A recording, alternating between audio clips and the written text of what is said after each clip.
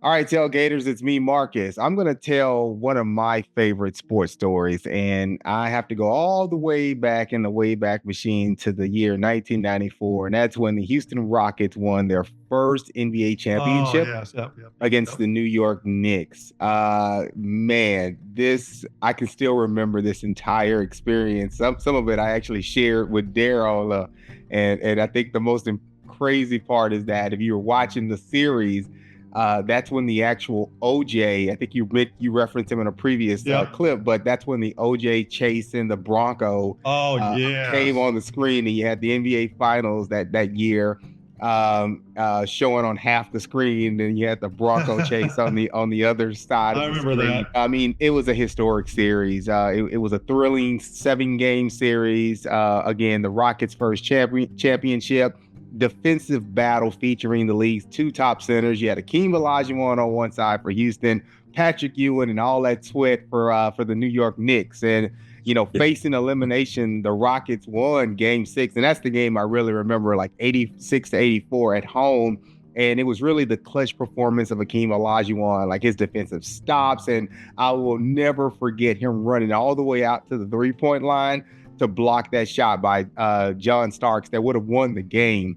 And then you go into, Game 7, and it was just a straight up showdown. Houston actually came out victorious, but Hakeem Olajuwon led the way with 25 points, 10 rebounds, and the entire Rockets defense, they just stifled the Knicks, holding John Starks. And this is what everybody remembers, who, if you watch this series live and you knew John Starks was considered one of the premier sharpshooters in the league, but they held him to 2 for 18 in that particular game. So Wow. yeah, it was, that guy couldn't find the broadside of a barn, but for whatever reason, maybe he just had something in his head. But I'm gonna attribute it to the Rockets defense. And then of course, Hakeem Olajuwon was just straight up, dominant. He got his first Finals MVP, averaging almost 27 points, 9 rebounds, and just under 4 blocks. I mean, his play was across the board pivotal on both sides of the court, right? Offense and defense. And of course, I think that's when we came out. Maybe it was the next year when they came out with Clutch City, because we were down like 3-1 or whatever. But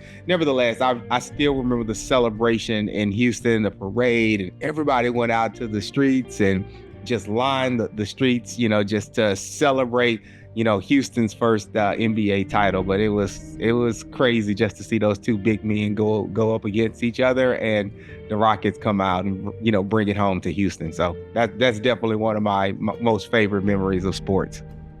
All right, well, I'm going to wrap it up with that right there. So I will remind you guys, if you like our episodes, please like, subscribe, share. We're on Instagram, we're on Facebook, as well as YouTube. We're going to be doing great things in 2025, broadening our topics as well as our reach. So stay with us, tailgaters. More to come. See you later. Houston Rockets, baby. Yeah.